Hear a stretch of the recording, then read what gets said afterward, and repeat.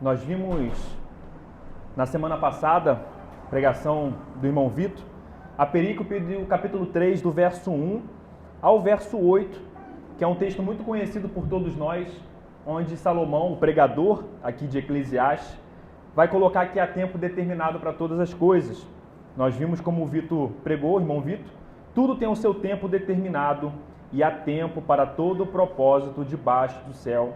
E então, a partir do verso 2 até o verso 8, nós vemos os desenvolvimentos em cima dessa máxima, que há tempo para tudo, tudo determinado para todo propósito debaixo do céu. Hoje, no verso 9, do verso 9 ao verso 15, nós vamos prosseguir no capítulo 3, nessa perícope, e nós vamos ver alguns pontos. Nós vamos ver que, novamente, o pregador aqui, Salomão, ele volta a questionar a questão de qual é o lucro de todo trabalho debaixo do sol. Ele vai louvar a maravilhosa soberania de Deus sobre o tempo.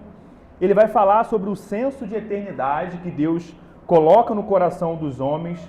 E nós vamos ver também as obras do Senhor, que são obras eternas, obras que abençoam toda a humanidade, todos os homens. Vamos então agora ler a perícope, ler a palavra do Senhor, no capítulo 3, a partir do verso 9. Assim diz a palavra do Senhor. Que proveito tem o trabalhador naquilo com que se afadiga? Viu o trabalho de Deus, viu o trabalho que Deus impôs aos filhos dos homens para com ele os afligir. Tudo fez Deus formoso no seu devido tempo.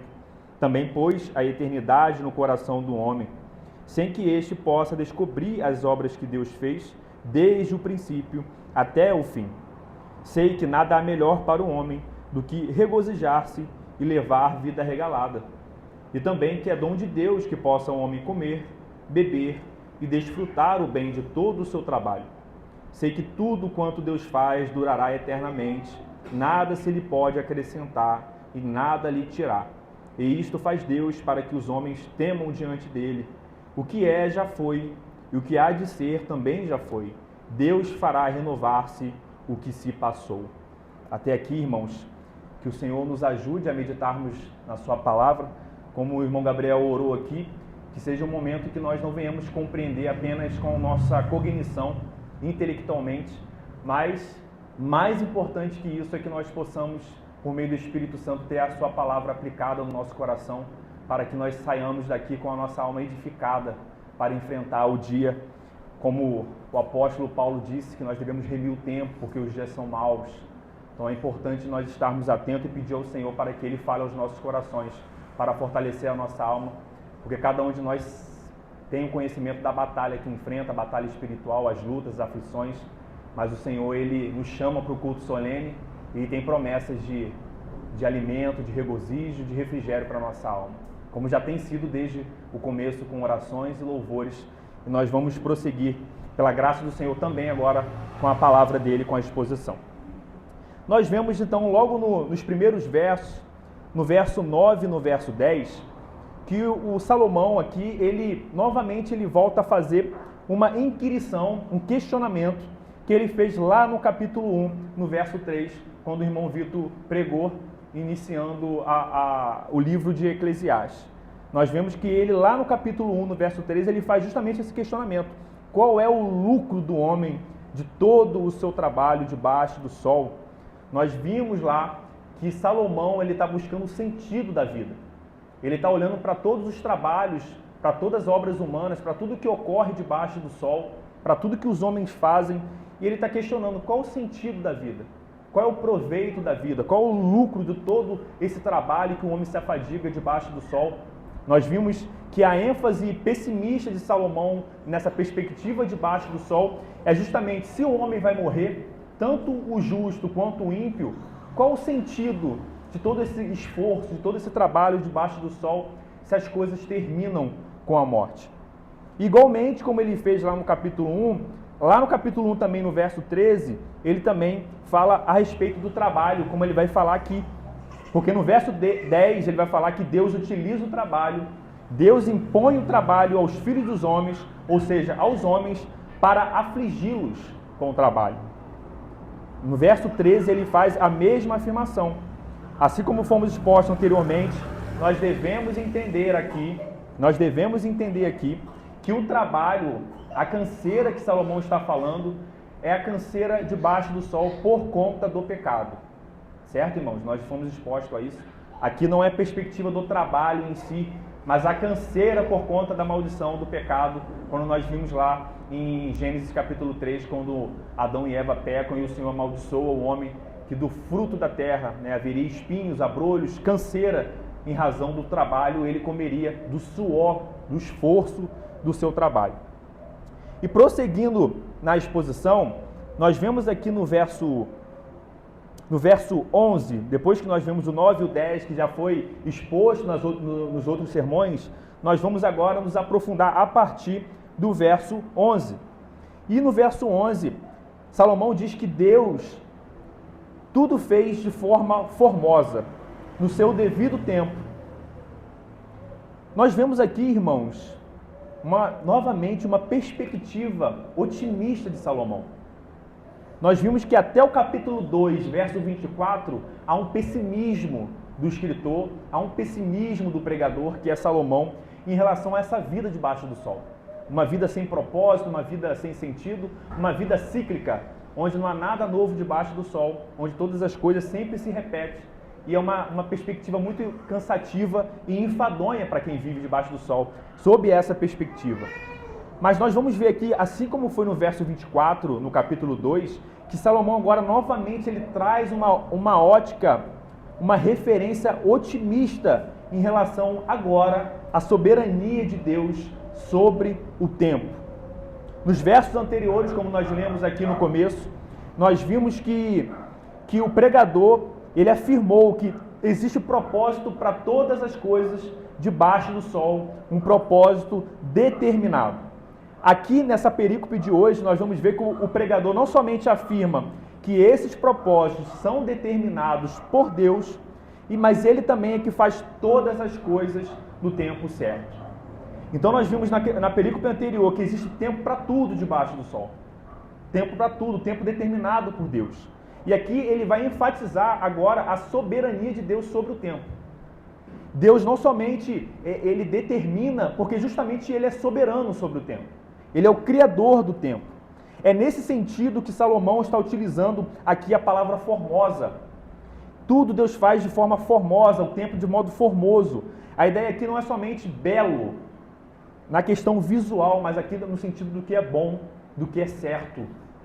O Senhor, o nosso Deus, Ele tudo faz de modo formoso, ou seja, no modo certo, no modo bom, no seu devido tempo.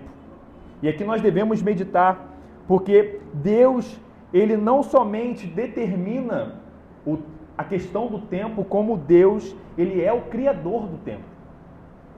Em Gênesis, quando o Senhor fala na sua palavra revelada, que no princípio criou Deus todas as coisas. No princípio, ali inicia a cronologia de Deus. Ali inicia o Cronos. Ali há o primeiro dia, a primeira contagem da era, da nossa realidade. Mas Deus não passa a existir ali. O nosso Deus é um Deus eterno. Nós estávamos conversando ontem na comunhão, como é difícil às vezes a gente falar nas questões da eternidade, porque para nós homens, nós verbalizamos tudo no tempo. Ou nós verbalizamos no presente, ou no passado, ou no futuro. Toda a nossa fala é conjugada de forma temporal. A gente está utilizando os nossos verbos conjugados de modo ou presente, ou futuro, ou no passado. Como a gente fala de um Deus eterno que está fora do tempo? Para nós, olha a nossa pequenez, a gente tem que utilizar verbos no tempo para se referir a um Deus eterno. É nesse sentido que Salomão está colocando o Senhor como formoso. Esse Deus, ele não somente governa todas as coisas, mas ele governa inclusive o próprio tempo. Ele determina as coisas no tempo, pois ele é eterno e ele executa a sua vontade dentro desse tempo criado por ele, dentro do Cronos, dentro da cronologia. E nós devemos enfrentar isso, encarar essa realidade de modo a render louvores a Deus. Porque esse Deus que governa sobre o tempo, que é o criador do tempo, ele é o Deus que faz todas as coisas de modo boa, perfeita e agradável, como nós vemos em Romanos 12, capítulo 2. Essa cronologia é a cronologia de Deus. A nossa confissão de fé de Westminster vai falar que desde toda a eternidade, ou seja, antes que houvesse tempo, Deus, pelo muito sábio e santo conselho da sua própria vontade, ordenou de modo livre e de modo inalterado tudo quanto acontece na nossa realidade. Algumas pessoas vão ter um forte problema em encarar um Deus como um Deus soberano. Algumas pessoas querem ter um papel de protagonismo na sua vida. Nós vemos diversas pregações, diversas filosofias, no sentido que nós construímos o nosso destino, que nós fazemos o nosso destino, mas nós aqui somos encarados no sentido, no contexto onde Salomão está louvando o Senhor, porque ele é formoso nas suas obras, porque ele controla o tempo, e ele está louvando o Senhor por isso, porque graças a ele está no governo do tempo e de todas as coisas. Imagina se toda a realidade, se todo o plano de Deus dependessem de nós, pecadores, para que Deus executasse os seus decretos. Imagina se nós fôssemos a causa da execução dos decretos de Deus. Mas é a vontade de Deus, Ele é a própria causa. Ele determina todas as coisas, Ele predestina todas as coisas, porque Ele é Deus, porque Ele é supremo, porque Ele é onipotente. Esse é o nosso Deus. Na cronologia de Deus, na nossa cronologia, nessa realidade, Ele é o alfa, Ele é o ômega. Ele é o início de todas as coisas, Ele é o fim na história que Ele escreve. Nós vemos nessa linda cronologia de Deus, onde o Evangelho é revelado de forma progressiva, de Gênesis a Apocalipse, nós vemos que no princípio esse Deus ele cria todas as coisas de modo perfeito e bom. Mas por conta do pecado que adentrou no mundo por meio de Adão e Eva, nós vimos que toda a criação sofre da corrupção do pecado. Não somente nós, mas como o apóstolo Paulo diz em Romanos capítulo 8, que toda a criação, plantas, animais, insetos, tudo que foi criado por Deus geme, aguardando o dia da redenção dos filhos de Deus, porque a redenção dos filhos de Deus também é a redenção da criação de Deus, como Paulo desenvolve lá em Romanos capítulo 8. E nós vemos que nessa cronologia de Deus, Ele cria todas as coisas, a gênese de todas as coisas, lá em Gênesis capítulo 1. E não somente isso, depois da queda, tudo isso sob o governo de Deus, nada sendo por acaso, nada sendo fora dos planos de Deus. A salvação em Cristo Jesus não é plano B, é plano C.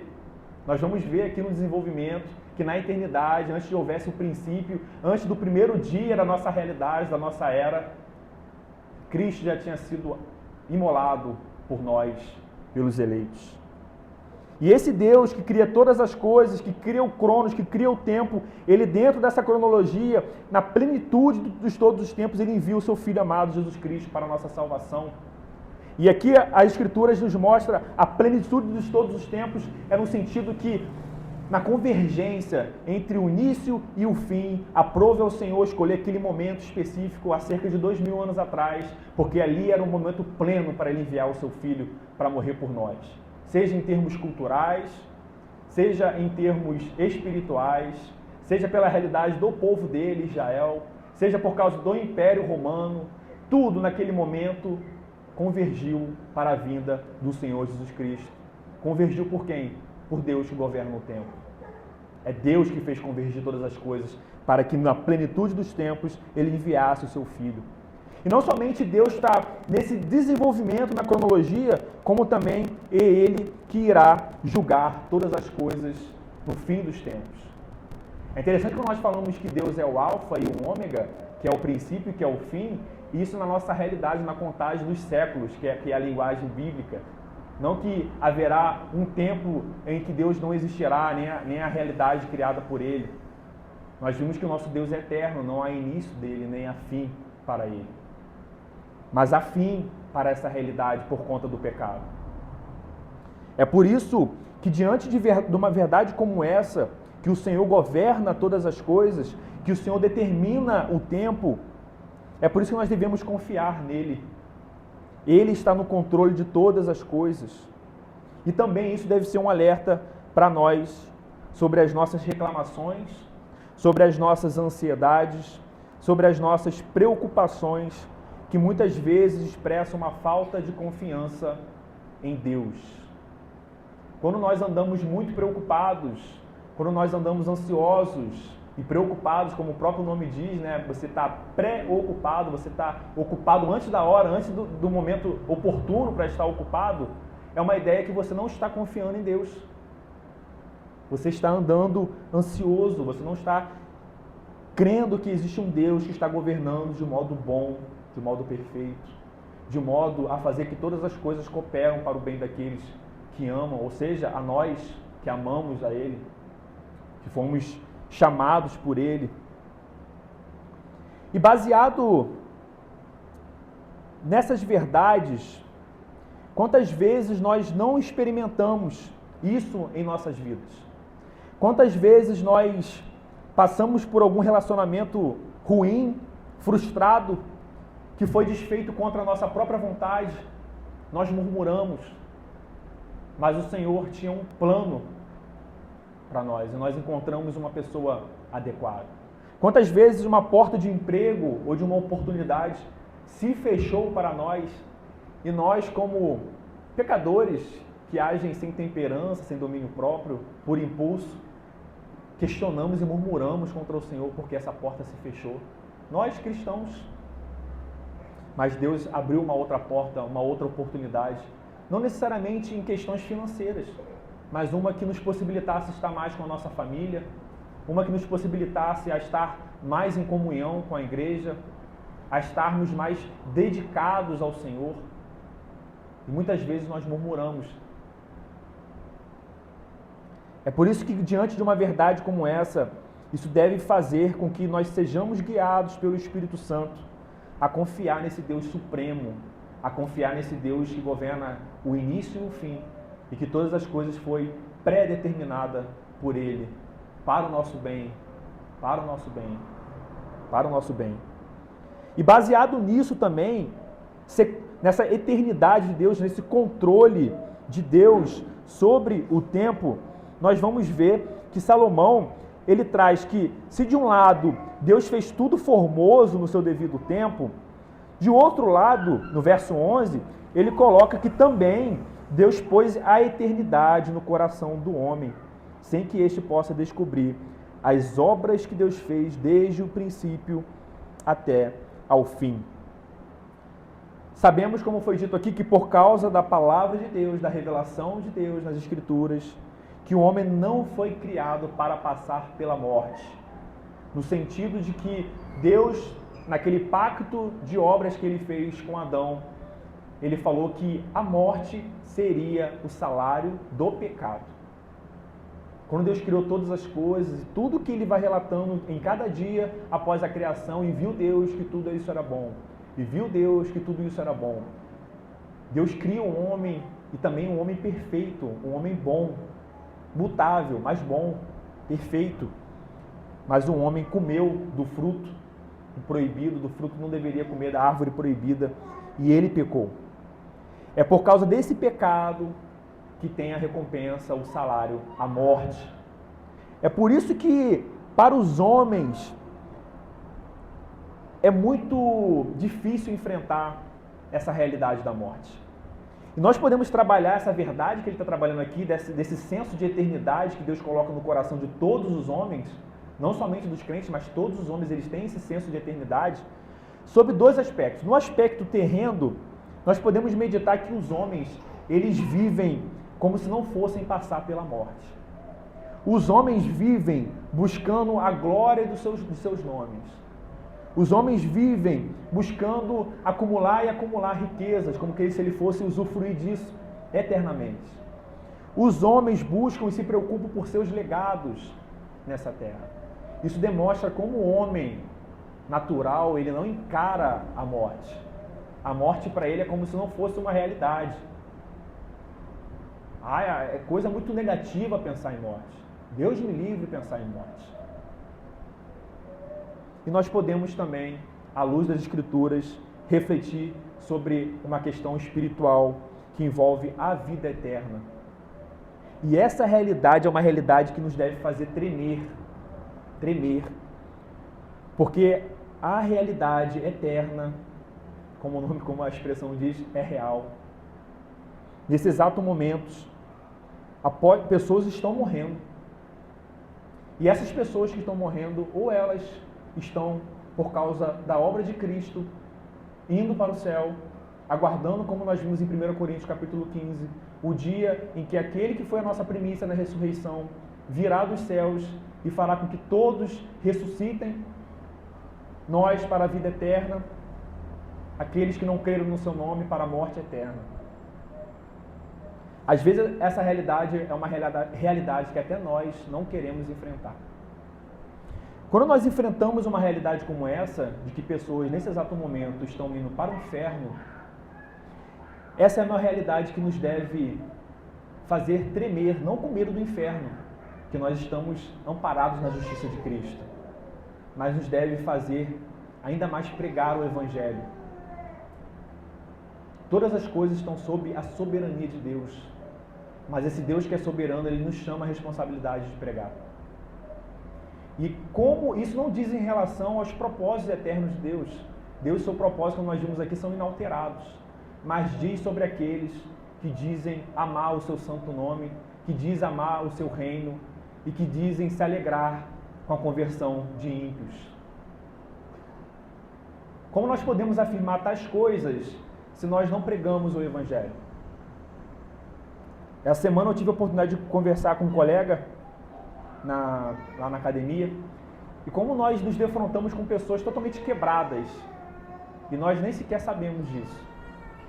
Pessoas que aparentemente estão bem, estão rindo, mas por dentro, numa conversa um pouco mais íntima, mais profunda, essas pessoas estão quebradas. E nós devemos ser agentes de Deus, agentes da graça, para pregar o Evangelho do Senhor Jesus Cristo. Como o apóstolo Paulo fala, arrebatar, ser pescadores de homens, ter amor às almas. Como nós podemos viver de modo indiferente, sabendo que pessoas estão indo para o inferno e lá queimarão eternamente? Como isso não nos leva à reflexão? Como nós não nos emocionamos? Como nós não refletimos ao ouvir uma pessoa ímpia trazer algumas questões e você saber que aquele sofrimento só pode ser curado com Cristo? Como a gente não se entristece e também não louva a Deus, porque se não fosse a graça e a morte do Filho dele no Calvário, nós estaríamos sem esperança no mundo, sem Deus no mundo, buscando, como ele disse, academia para ocupar a cabeça, para não pensar em coisas que não se devem, outros buscando trabalho para preencher, outros buscando vícios, e por aí vai. Porque buscam preencher o vazio, que somente o Senhor pode preencher. Essa é a ideia, esse senso de eternidade, que nada pode satisfazer o homem. C.S. Lewis, no Cristianismo Puro e Simples, ele traz uma reflexão muito interessante, porque ele vai falar: se eu encontrar dentro de mim um desejo que nenhuma experiência desse mundo possa satisfazer, a explicação mais provável é que eu fui feito para um outro mundo, não para esse. Se nenhum dos meus prazeres terrenos consegue me satisfazer, isso não prova que o universo seja uma fraude. Na verdade, é bem provável que o papel desses prazeres terrenos jamais foi de me satisfazer, mas sim de me despertar e sugerir que existe algo realmente verdadeiro. A ideia que nós vivemos longe de Deus é uma ideia que todos os homens vivem nas sombras, não naquilo que é verdadeiro. E apesar dessa eternidade para o qual o homem foi criado, nós vamos ver aqui nesse verso que isso não faz, esse senso de eternidade não faz ele sequer chegar próximo de Deus. Como Salomão diz aqui, Deus pôs sim a eternidade no coração do homem. Nós vimos sobre os dois aspectos: primeiro na criação, porque o homem foi criado para não passar pela morte, passou por conta do pecado, e segundo no aspecto eterno dessa realidade de céu e inferno. Nós vimos então que ele fala que, apesar desse senso de eternidade, as obras que Deus faz desde o princípio até o fim, o homem não pode descobrir. Dentro da cronologia de Deus, o homem é apenas um ponto. Se ele presencia a vinda de Cristo no último dia, ele foi um ponto no fim. Nem Adão não estava nem no início, porque no primeiro dia da criação o homem não havia sido criado. Então, no ideia de princípio, nenhum homem existia ainda quando Deus começou o seu ato de criação desse mundo.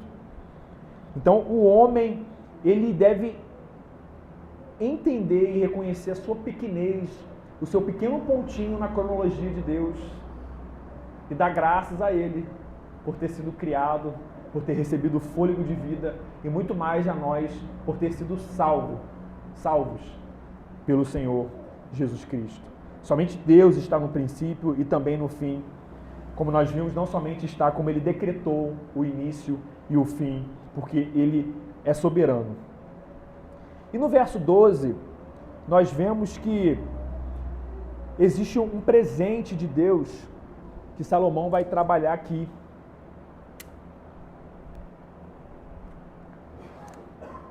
Ele diz que sei que nada há melhor para o homem do que regozijar-se e levar vida regalada. E também que é dom de Deus que possa o homem comer, beber e desfrutar o bem de todo o seu trabalho.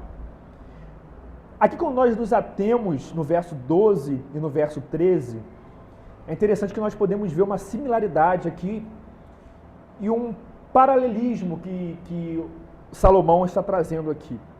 De um lado dessa linha, nós podemos ver que ele diz que não há nada melhor para o homem, ou seja, não há nada melhor do que o homem pode ter, experimentar nessa realidade de Deus, do que ele se regozijar, ou seja, ele se deleitar, ele ter prazeres, e também de levar vida regalada, vida abundante, vida sem escassez, a ideia de vida regalada.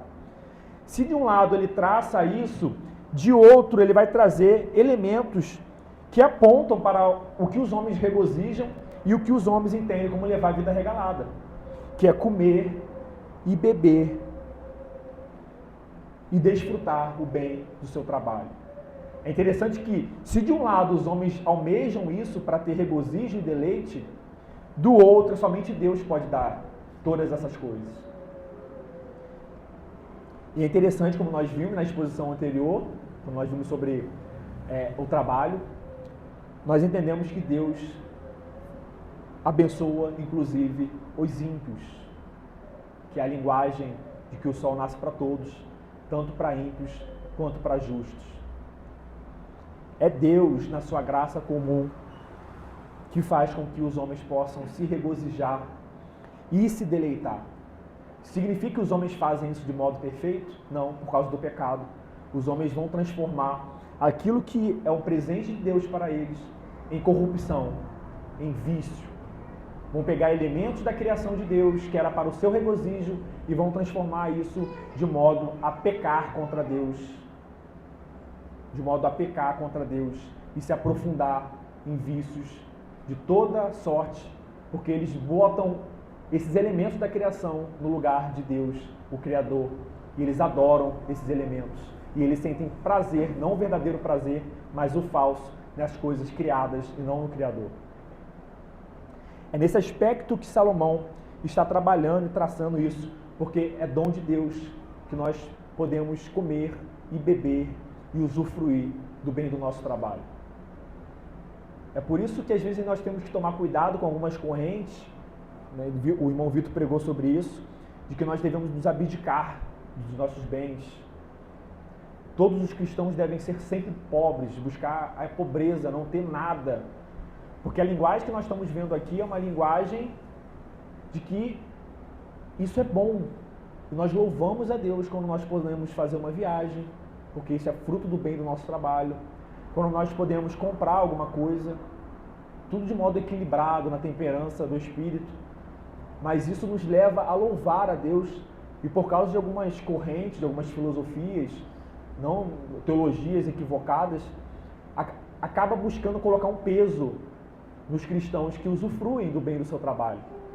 Como se fosse pecado viajar, como se fosse pecado comprar um carro, Então a ideia é que nós devemos louvar ao Senhor e servir a Deus com o bem do nosso trabalho.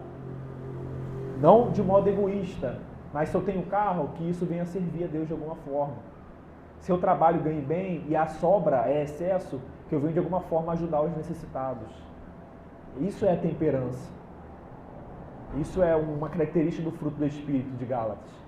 É você saber, por meio do Espírito, ter o discernimento de equilibrar as coisas de modo a glorificar a Deus, atendendo às ordenanças do Senhor, de ajuda ao próximo, de deleite e tudo mais. E no fim, nós vemos que no verso 14, no verso 15, ele vai falar sobre as obras eternas de Deus.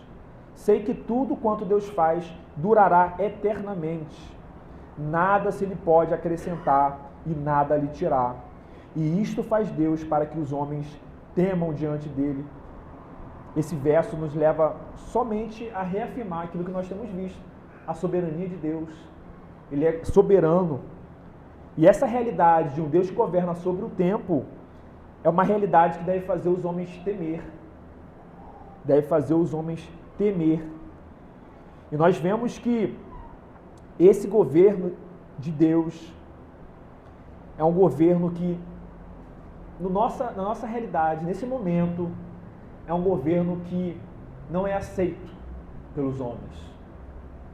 É aceito pelo seu povo, aqueles que professam a verdadeira religião, mas não é aceito pelos homens. Nós vemos como o Senhor diz em Salmo capítulo 2, que ele se ri dos homens quando eles se ajuntam para ferir o ungido de Deus. O Senhor ri no seu íntimo deles. O Senhor ri daqueles que se rebelam contra a sua soberania, daqueles que se rebelam sobre a realidade, sobre um fato de que Deus, ele é supremo, de que ele é soberano, de que nada pode opor ao seu poder. E quando eu falo homens, eu falo inclusive pessoas que se dizem professar a fé e não aceitam a realidade de que Deus governa sobre todas as coisas. Existem pessoas dentro das igrejas que não aceitam a doutrina de que Deus é Deus. A doutrina de que Deus é Deus e Deus não é homem. Algumas pessoas defendem que o homem pode praticamente ter uma liberdade absoluta, sem limite para a sua liberdade. Mas Deus não pode exercer a sua liberdade como Deus. E aí nós temos um problema, porque se nas Escrituras, aqui, nós estamos vendo que Salomão está falando que Deus faz tudo de forma eterna, que o seu governo, a sua soberania sobre o tempo é para fazer os homens temer. Se esse Deus não está governando, se esse Deus não controla o tempo, o que faz os homens temer diante dele? Se na verdade cada um está fazendo a sua história e cada um está se salvando nessa perdição. Nós reafirmamos aqui a verdade bíblica de que o Senhor determina todas as coisas, como nós vemos na Escritura, de modo que ele não é o autor do pecado e de modo que a liberdade do homem não é violada. Deus governa todas as coisas. Significa que ele criou o pecado? Não. Nós somos responsáveis pelos nossos pecados. Mas Deus tira o bem do mal. Ele tira proveito para os seus propósitos de uma vida e de um mundo caído. O Senhor que quando criou todas as coisas perfeitas, de modo pleno, onde ele não necessitava em nada, porque ele é Deus, sendo Deus, ele não é escasso em nada, ele não necessita de nada. Quando ele cria todas as coisas boas e perfeitas, no nosso modo, na nossa perspectiva humana, ele poderia abandonar essa realidade. Ele poderia deixar todos os homens à sua própria sorte caminhando para o inferno, porque esses homens iriam, todos eles, inclusive nós, ser pisados por ele pelas nossas ofensas. Agora a questão não é porque Deus lança homens ao inferno. Nós vimos que lança porque os homens pecam contra ele. A grande questão é porque Deus salva pecadores. É essa a ênfase bíblica, é essa a ênfase paulina. Por que Deus salva pecadores? Se ele não vê nada em nós. Por que Cristo morre por nós pecadores, que não temos méritos diante de Deus? Por que Deus amou a nós na eternidade pecadores? Nós não temos resposta para isso. Nós temos resposta que nós fomos salvos por causa do seu amor por nós. Essa é a causa. Agora, por que Deus amou a mim e não a outro? Nós não temos revelação. Isso deve nos levar ainda mais a glorificar a Deus. Por que, Senhor, me chamou de um mundo caído, nesse mundo caído, para ser um servo teu? E glorificar a Ele, porque nesse governo de todas as coisas, nesse tempo, Ele nos chamou, nós, pontinhos nessa cronologia, tão irrelevantes. Nós não sabemos exatamente quanto tempo o universo já existe, mas o que é 100, 150 anos, ou na antiguidade, 850, 800 anos, perto da eternidade.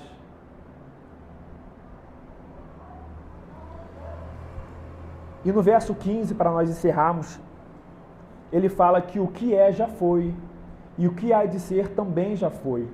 Deus fará renovar-se o que se passou. Numa primeira perspectiva, nós podemos entender essa ideia, de repente, como juízo. O que já foi, ele está olhando para o passado, e o que há de ser também já foi. É uma perspectiva olhando para o passado, a ênfase é no passado. Mas ele fala que Deus fará renovar todas as coisas que se passaram. Numa perspectiva aqui, nós podemos, como algumas correntes utilizam, ver de modo mais pessimista, como um grande julgamento de Deus, onde ele vai julgar os homens por seus pecados. Mas também nós podemos, nessa perspectiva, que eu acredito ser mais consonante com o texto, porque agora ele está trazendo uma perspectiva mais otimista, como nós estamos vendo aqui, em relação à soberania de Deus, no sentido de que Deus vai renovar, no sentido de Romanos capítulo 8, no sentido da Epístola Paulina, no sentido que haverá novos céus e nova terra, no sentido que essas coisas haverão de passar, mas o Senhor irá restaurar, depois de eliminar, uma vez por todas, a morte, o pecado, novos céus e nova terra, o Senhor fará para nós. A ideia de renovação, a ideia de restauração, a ideia que em Provérbios ele vai trazer que os ímpios são arraigados dessa terra. Às vezes passa despercebido no texto, como assim os ímpios são, mas os justos permanecerão? É justamente a ideia que os justos herdarão a terra. Não essa terra caída, mas a terra renovada por Deus, os novos céus e a nova terra. E aqui nós enfatizamos, relembramos que nós não fomos criados para ficar em alma, né, levitando nas nuvens como alguns creem. Nós cremos na ressurreição dos corpos. Nós haveremos de ficar em alma por um momento com Cristo, com a Trindade e com os outros eleitos. Mas haverá um tempo determinado por Deus que nós haveremos de ressuscitar. Por que nós haveremos de ressuscitar? Porque Cristo é a nossa primícia e Ele ressuscitou, por isso nós ressuscitaremos. E aí sim, todos os olhos, inclusive os nossos, na ressurreição, haveremos de ver o Cristo descendo, assim como Ele ascendeu aos céus, Ele descerá e julgará todos os homens. E ali Ele eliminará, uma vez por todas, todo o mal, todo o pecado, todo o choro. Nós haveremos de nos regozijar no Senhor. Nos regozijar no Senhor. E aí nossos olhos verão, Senhor, esse é o Deus soberano, o Cristo Rei, o Cristo que governa sobre o tempo, o Cristo que na sua palavra, quando nós estávamos vivos, nós cremos que Ele haveria de vir. Nós ressuscitaremos para ver se nós não estivermos vivos lá. Nossos olhos verão a promessa de Cristo se cumprir. Porque assim como os profetas prometeram que Cristo haveria de vir na plenitude dos tempos, Cristo ascendeu e prometeu que Ele haverá de retornar. Se Ele não falhou lá atrás, e é o motivo pelo qual nós somos salvos, porque as promessas foram cumpridas, nós também, como a linguagem de Hebreus, tenhamos ânimo a combater o bom combate, a estarmos firmes na nossa fé, na nossa profissão, na nossa confissão, porque esse Cristo haverá de voltar. Nós haveremos de vê-lo em corpo, assim como Ele ascendeu, está em corpo aos céus, assentado ao lado de Deus, o Pai. E depois de nós meditarmos sobre esses versos, É interessante nós trazermos os pontos aqui, algumas passagens no Novo Testamento, que apontam que nesse governo de Deus, Ele nos salva, e nos salva mediante o sacrifício de Cristo. Em 1 Pedro capítulo 1, versos 18 a 20, Pedro vai falar que sabendo que não foi mediante coisas corruptíveis, como prata ou ouro, que fostes resgatados do vosso fútil procedimento que vossos pais vos legaram, mas pelo precioso sangue, como de cordeiro sem defeito e sem mácula. Nós conversamos a ideia do cordeiro ontem, né? A ilustração na criação sobre Cristo, nosso cordeiro, sem mácula, o sangue de Cristo, conhecido com efeito antes da fundação do mundo. Antes da fundação do mundo, Cristo já estava imolado por nós.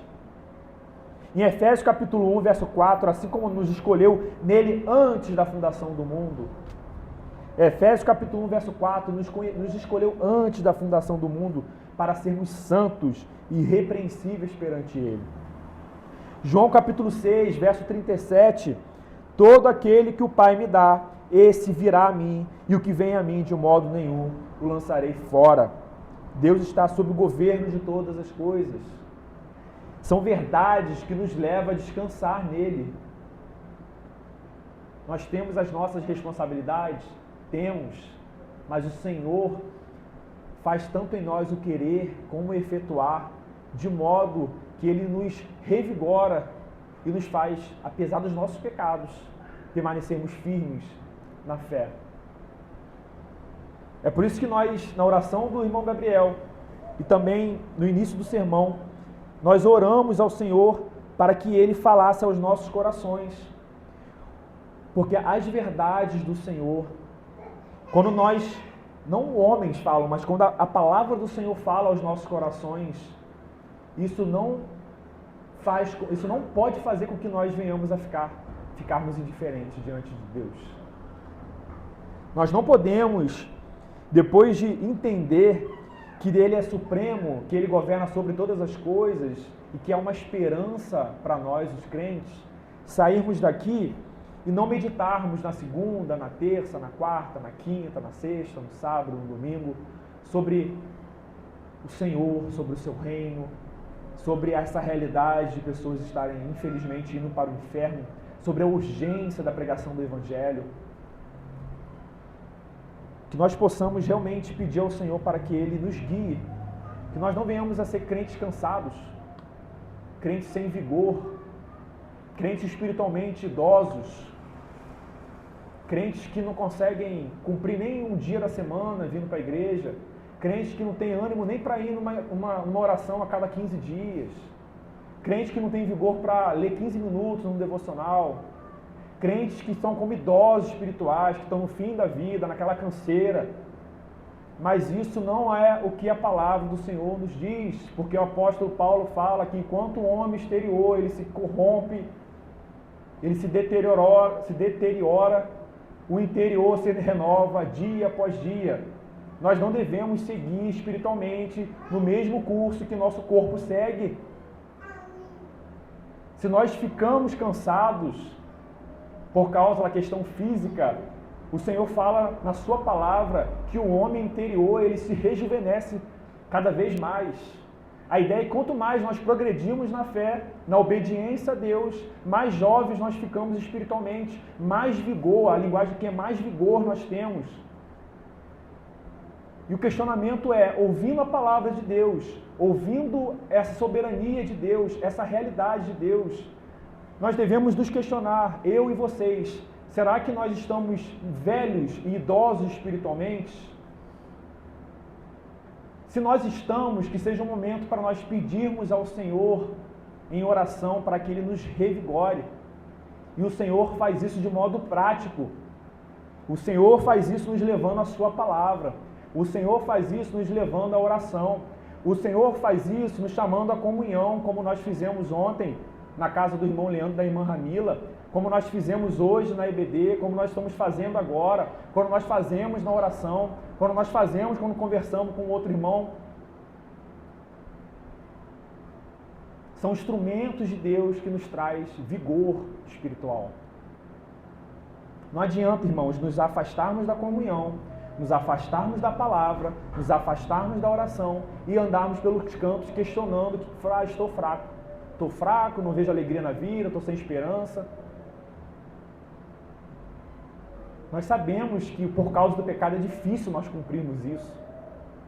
Mas a questão é que o nosso esforço, ele se coaduna com a verdade de Deus, porque o apóstolo Paulo fala que quando ele constata a sua realidade de fraco é que ele é forte. Nós somos fracos, essa é uma verdade. Nós somos fracos.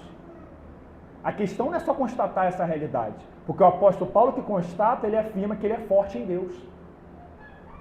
Se nós somos fracos, essa é uma realidade, que busquemos ao Senhor que é a nossa força, que é a nossa destra, a linguagem do salmista, a nossa destra. Que seja um momento de nós buscarmos mais ao Senhor, confiarmos mais na sua providência, confiarmos nos seus decretos que são bons. E nós, cada um de nós aqui, se nós conversamos e se perguntar, tem testemunhos de como Deus tem sido bom nas nossas vidas. Como foi contado, não dá para contar as bênçãos, são incontáveis. Não é possível contar a quantidade de bênçãos que o Senhor tem derramado no seu governo bom sobre nós. Amém? Vamos orar ao Senhor. Deus, nós somos gratos a Ti, ó Pai. Obrigado pela Tua santa palavra, Senhor. Obrigado, Deus, porque o Senhor nos trouxe aqui